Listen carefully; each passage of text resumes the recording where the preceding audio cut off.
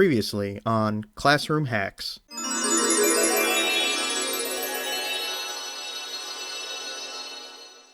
Why do you feel educators should utilize technology more in their classes? What is it about tech that you think is beneficial? Tech brings you to places that you cannot bring your classroom. I'll say that.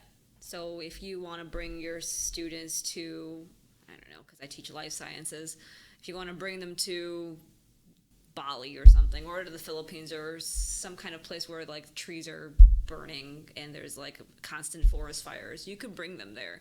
I did a project with my students that I had my admin come observe. So it was multiple different things. They had multiple different, it was kind of like a jigsaw thing. So each student did a different topic of a larger unit. One of my groups did data, so real life data. So they went on a program, I forgot what it was called, but what you could basically do is like a satellite imagery of the past 20 years of forestation per area. Mm-hmm. So over the years they could press play and they could see how much deforestation happened in a certain area, and they could map that, graph that. They could play with the timeline back and forth, and they could see at what point forestation has increased, decreased, and they could do it within different countries, and they could see it all on the screen. So I feel like that's a very useful way to use technology and have them immerse themselves into the unit that you're trying to have them explore and investigate.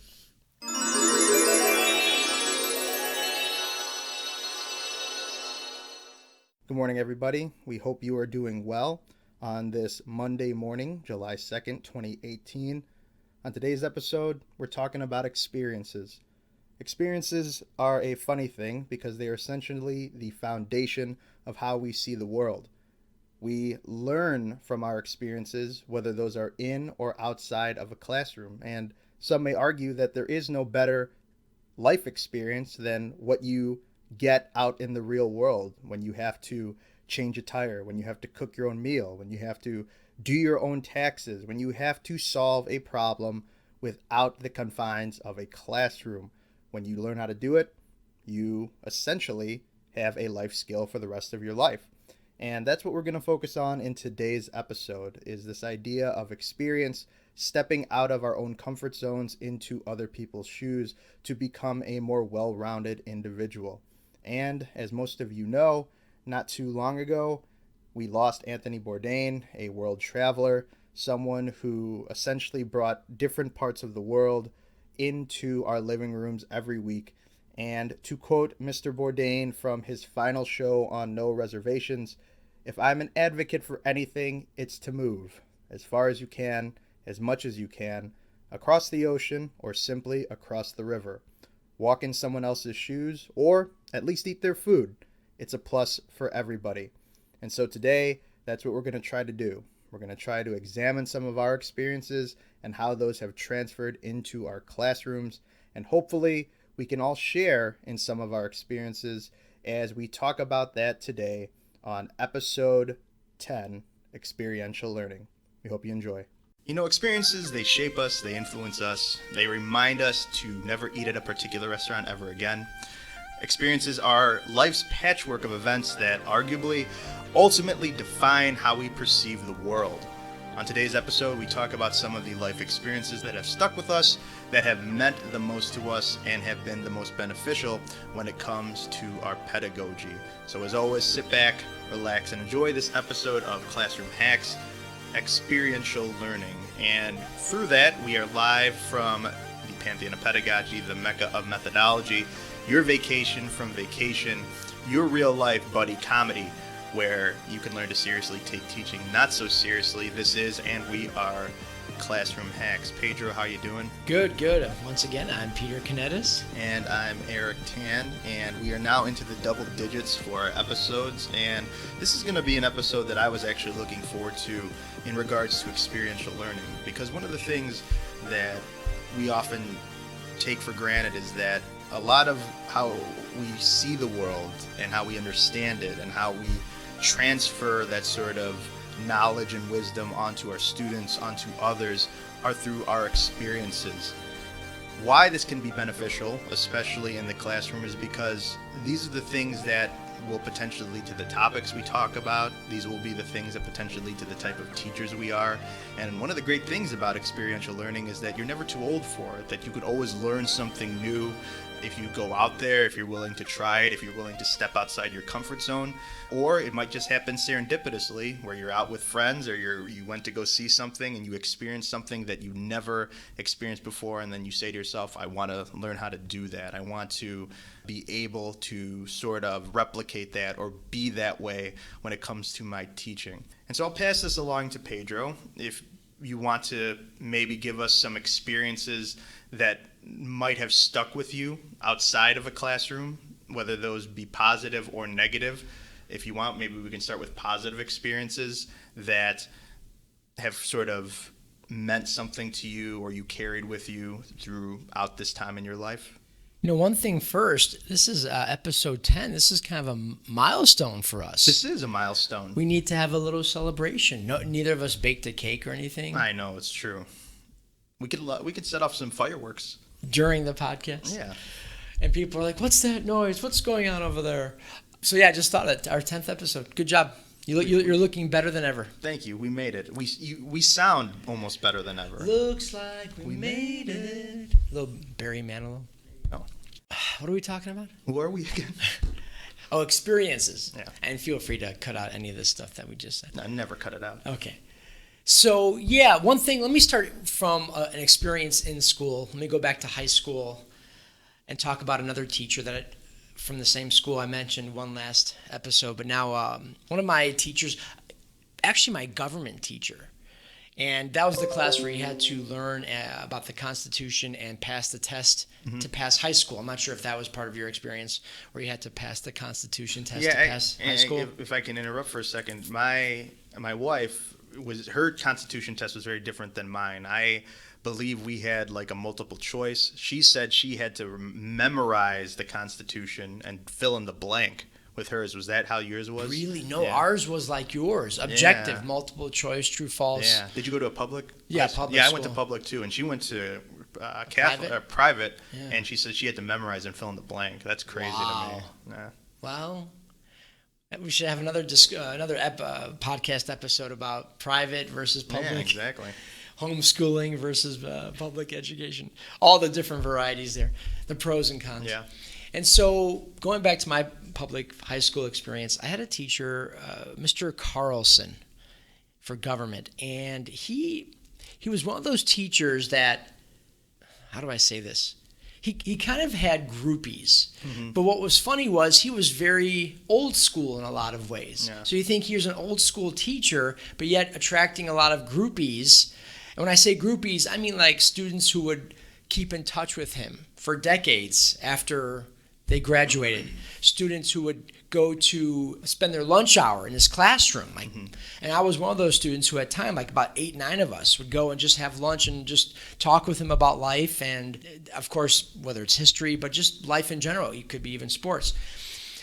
And the reason why I'm bringing him up is because he, one of the things he does very well, one of his gifts is he's a very good encourager, if that's a word. He was good at encouraging students in whatever area, whether sports, academics, other extracurricular activities. And I think that just showed to me from a very young age the power of words. In other words, like Mark Twain said, I can live for 2 months on a good compliment. Great line. Yeah, and that was really demonstrated to me firsthand with this teacher. He would ask us, when we would just chat with him during these bull sessions, he would ask us questions that, looking back now, are philosophical questions about purpose and meaning, and about moral dilemmas, and about even because there were some kids in the group that were pretty religious questions, and always in a way to get us thinking. He wouldn't necessarily give us all the answers, but he really wanted us to think, and he lit that fire for many of us. And so for me, teaching philosophy and religion now, if I have to look back at the links in the chain that got me to this point, he would be one of them, that showed me the power that a teacher can have in a student's life, and also the power that just even a little encouragement goes a long way from your teacher, and the ability to change one's life by creating an awareness of certain of the big topics, big questions, big issues that philosophy brings up. And I was already bent that way in terms of thinking about, why are we here? Yeah. What's the purpose of life? And then once I came across a teacher who was like that, I'm like, wait, teachers can do this stuff in the classroom. Yeah. And so it's, like I said, one big link in the chain that got me to where I am today. I like the term you used for him as encourager, because, and the idea that he was almost like this rock star of teachers, that he always said the right thing that sounded super cool, and when he said it, it seemed to carry more weight than other people. Maybe it was his cadence, maybe it was just the way he said it, maybe it was the way he displayed it to the classroom. One of the experiential mentors that I had was actually outside of education. When I was in retail, I used to work at Bloomingdale's, which is no longer open, at least in the area where I worked. And that was one of those, it's the sister company of Macy's. And basically I worked at every sort of level in there. I worked at the shipping and receiving dock, I worked at merchandising, I worked in the cafe. And then the high end of it, as I actually worked in furniture sales, which was the high end sales where we'd sell top of the line furniture. We sold $100,000 rugs. Yes, people did buy $100,000 rugs. Really? Pure silk. We're talking over $100,000 yes, rugs. yes. Is that the highest priced rug where think, you were at? I think one of the highest priced rugs might have been $250,000. My goodness. Yeah, yes, pure silk. Thread count was an insanely high number. At least that's what I was told. What's the most you spend on a rug now yourself? Oh, maybe $12 on a bathroom rug, you know. But the thing is that the markup on those rugs was astronomical. But there was a salesperson there who kind of took me under his wing. His name was Roger, and he was just like a born salesman. He was the Al Pacino in Glengarry Glen Ross. Just, he understood that you have to sort of adjust to the different type of customer you're dealing with. But he was so good at sort of quickly identifying that, deciding whether or not this was a customer who just wanted the facts, whether this was a customer that you needed to tell a story to, whether this is a customer that you just needed to listen to, that just wanted to talk. And he was very good at picking up on that.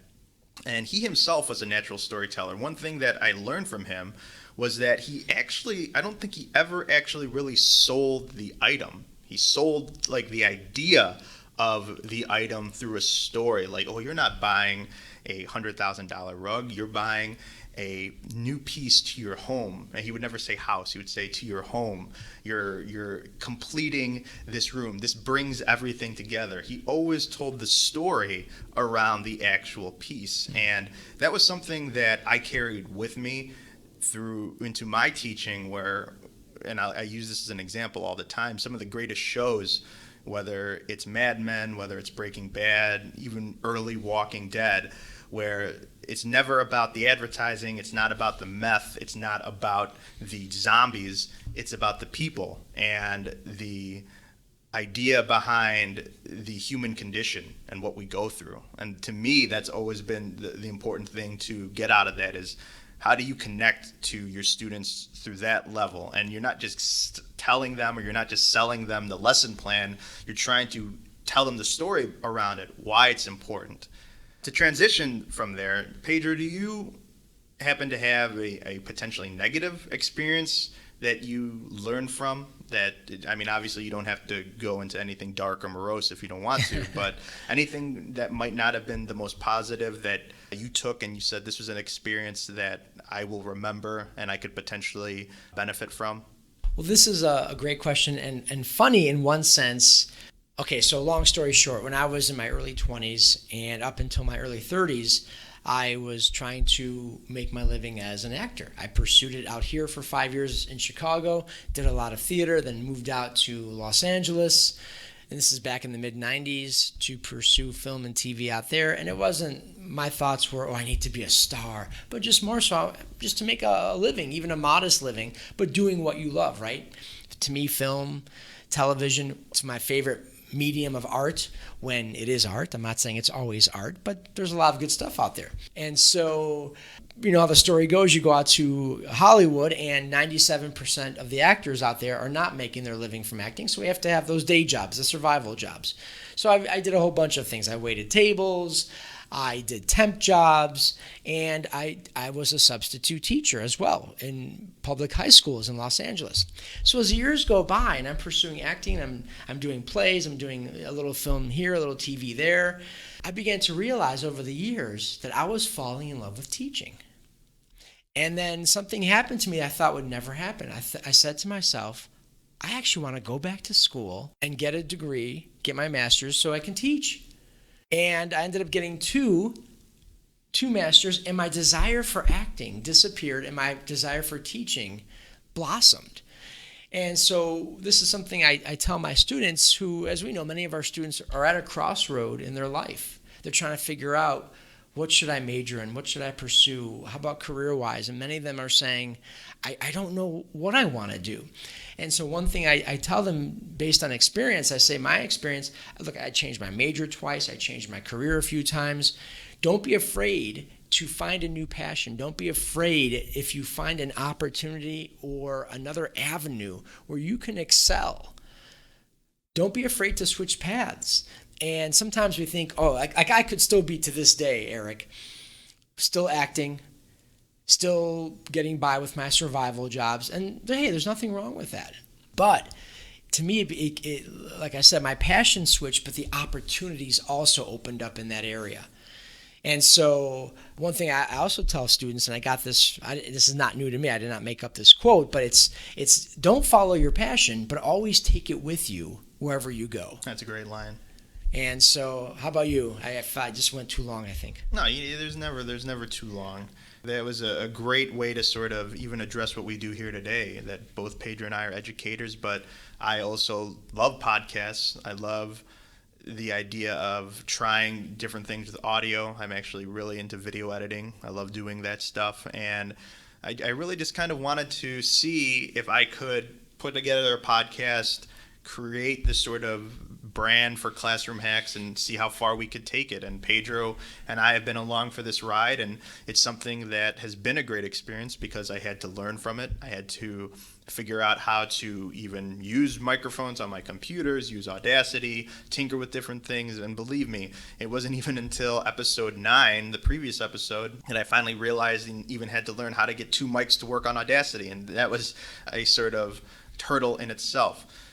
In regards, for me, one of the things that when we talk about tenacity and we talk about being able to sort of change the way that we see things, especially taking negatives and making them positives, one of my close friends from high school, we kind of drifted apart after.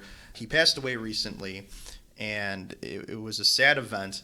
But it did bring a lot of people together. He was African American, and it was one of the first times I've ever went to a black church.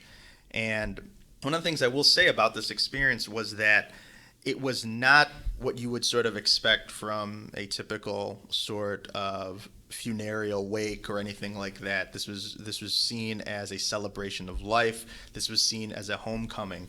And one thing that I will say about the experience, if I could use one word, would be energy. That there was this sort of current that was going through the entire procession, that everyone that was gathered rejoiced in this man's life, the things he's been through, what they saw in him as a person. They joked, they laughed, and they connected on a level that was very communal, that was very inclusive, and that really spoke to me, whether you are religious or not, just to be able to experience something like that. And as I was telling Pedro off mic, was that if I could even get a shred of that sort of current and energy in my classrooms and tell the story, as I sort of brought up earlier, of what it is, who the man is, what the lesson plan is, and not just speak the words, not just go through the motions, but always bring that sort of energy and presence. That's something that I will look to accomplish every single day, no matter how long it takes to perfect. And as we go forward, that's something we try to do. So we're going to take a quick commercial break, and when we come back, we're going to kind of talk about maybe a few activities or lessons or discussions we've used in class that have been experiential that we try to pass along to our students. So we'll be right back after a word from our sponsors. Hello, everyone. Need a little assistance when it comes to your lesson plan, daily activities? developing your syllabus, or reinventing your classroom? Well, look no further than duringofficehours.com, a user-friendly website with updated resources created by teachers for teachers to use and adapt to their daily needs. Duringofficehours.com collects, shares, and archives all the ideas, information, best practices, and advice that educators have accumulated during their teaching careers. Whether you're a seasoned veteran or a new teacher, a tenured professor, or an adjunct or TA, duringofficehours.com hopes that everyone can contribute to and benefit from their site. Duringofficehours.com. Teach, share, learn. And we are back. So Pedro, now that we've kind of talked about some experiential life lessons that we've learned, are there anything, activities, topics, lesson plans that you do in class that are experiential in nature that you try to get your students to engage in that might give them more of an experience rather than just reading from a textbook or listening to a lecture, or anything that you can think of? Yeah, this is a great question. And, we all think of school as a place to, of course, get our degrees so we can get a job and a career and et cetera, et cetera. But I really want my classroom not just to be a place, and I'm not saying I always achieve this, but this is what I'm aiming for, not just to be a place where they're learning facts, but a place where I do want to be, in some sense, like a family, at least a community. Doesn't mean we all have to be best friends. Doesn't mean that they have to hang out with each other outside the classroom. But while we're here, let's make this worthwhile. So to create that, it starts on the first day, right? So I've done different things, different forms of, as they say, icebreakers. But one thing I've done, I thought was that seems to work well by and large, is I want to get in touch with what they're passionate about, what gets them out of bed in the morning, what really animates them in their life as far as why they're here, what purposes are they, like I said, what gets them out of bed in the morning. So I have them write down at the beginning of class, I say, write down 2 things you love and 2 things you hate. And it could be anything. It could be I love peanut butter and I hate traffic. Or it could be something very serious. I love feeding the homeless, and I have one student who said she hates drugs because she had a brother whose life was destroyed by drugs, an addiction. And so it could be from the mundane to the really serious. And then after they write those down, I have them get up, find someone to share it with, discuss it with. Of course, they exchange names for about a minute. And then I say, okay, switch. Then you have to find a new person. And that way you'd be surprised how many people will find things that they actually have in common on the first day. And, I'll hear students say, oh, my goodness, I hate Brussels sprouts, too. Okay, now, no offense to those who like Brussels sprouts. I know they're very good for you. But I'm just saying, just different examples. And so by getting into the idea of what they're passionate about and to connect with other students on the first day and trying to set that tone, hopefully that will carry over throughout the semester. How about you, Peggy Sue? Before we get into mine, you brought up that you try to create a familial or a community type of atmosphere, and why would you say that you want it to be like that sort of environment opposed to a quote unquote classroom? What's different when it's sort of like a family or community? I don't think they need to be, those two concepts, classroom and community, need to be, as they say, diametrically opposed. I think in a way, think about it. We're 20 to 30 at the first day, strangers, in a classroom together for however many weeks, and I even tell them sometimes, I'm going to be with you, we're going to be with each other for the next, throughout the semester, more than we'll be with family or friends, at least some of them, in some instances, you know what I'm saying? I said, so let's get as much out of this as we can. Learn, because I tell them it's not just about, I learn facts. Let's face it, we don't have to come to school to learn facts. We were talking about just go on Google, go to the library, we have so much information at our fingertips. But I want it to be a place where I want to create, here's the key, Eric, as many meaningful experiences for them as I can. And not every student likes everything at the same time, or I'm not saying this is always working well, but that's the goal and that's the aim, to create meaningful experiences and trying different ways to do that. And the idea that when you have a community or when you have a family, it tends to create more of an atmosphere where people aren't as apprehensive to speak, or they don't feel like they're being judged, or they don't feel like that their ideas or their comments are going to be seen as stupid. A lot of times when you have a community of people, ideas are openly exchanged. There is a more sort of inclusive discourse and discussion that's had. So it changes the environment simply when you can have that sort of atmosphere. As simple as that may sound, it does work. In regards to some of the experiential projects that I do, one in particular that I've found in the last few years that has worked really well is the group project on a larger scale. And obviously, in my class, one of the things I try to do regularly is group work. And sometimes that can fit the purpose of what you're trying to do for that particular day. But for me, when I give them the larger group project where they have to take on an argument of their choice, a topic that they choose, that they want to argue, that they're going to try to convince the class of it.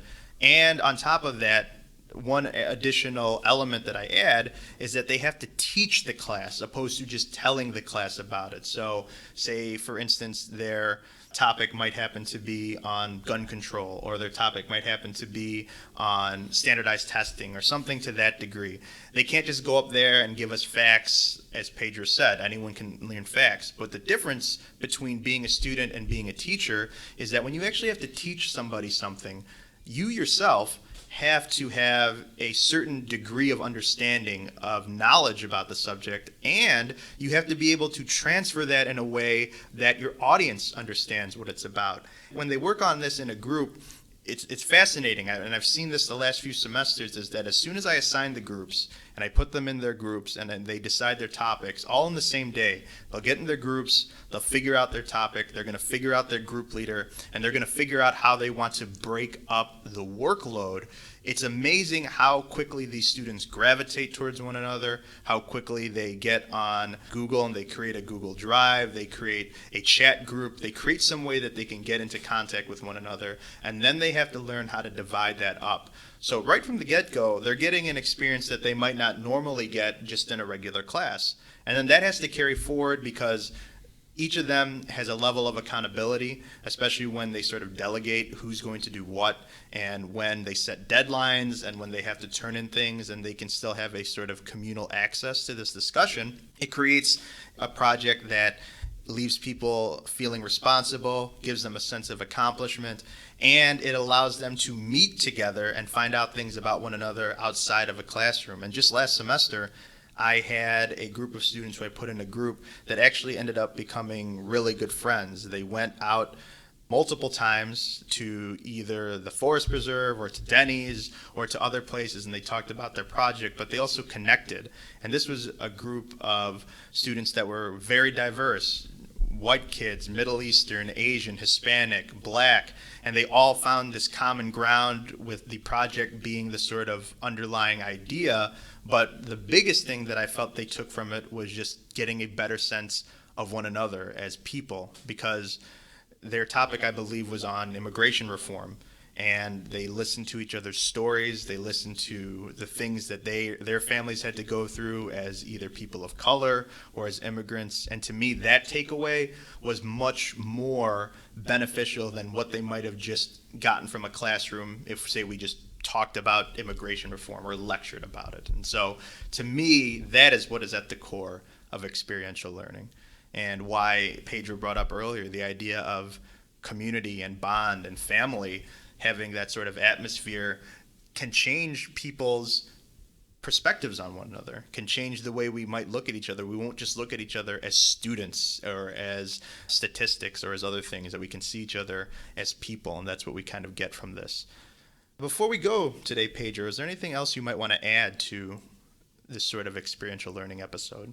I think we covered a lot in these past handful of minutes, and just listening to what you just said, that was that's beautiful stuff. And you do that every semester with your students? Yeah, I've been doing it more and more, and in the future we'll obviously talk about different things that we do in class.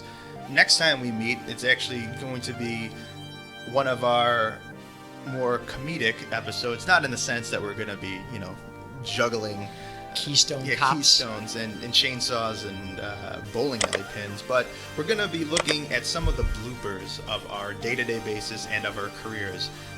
Everyone makes mistakes. That's why we have erasers on pencils. And we're going to kind of talk about some of the blunders and the dough moments, not like pizza dough, but Homer Simpson dough moments of our classroom experiences, the things that we might have messed up on, the things where we might have really went into class and just kind of crapped the bed on, and what did we learn from them, what did we take away from them, and then also something that you might think is fun, because I think every instructor goes through it at some point. We'll go through some of our favorite student emails, the emails that when you see them, you say to yourself, did our student really type this up, take the time to type it up, and actually hit the send button? Did they really think critically about what they're sending? And just to give a little teaser to that, obviously everybody's favorite email, because I think everyone gets at least one once a semester. Am I going to miss anything important in class, or did we miss anything important in class? So that's it for us today. Pedro, say goodbye, or see you again, or until See you we meet again. Yeah, looking forward to the next podcast. Until we meet again, arrivederci, so long, farewell, Wiedersehen, goodbye. Hello, everyone. Just wanted to remind all of our wonderful listeners that you can find exclusive Classroom Hacks content on our respective social media platforms. You can find daily advice, information, motivation, and hilarity, all for free. So find, follow, like, and enjoy Classroom Hacks on Facebook, Twitter, and Instagram.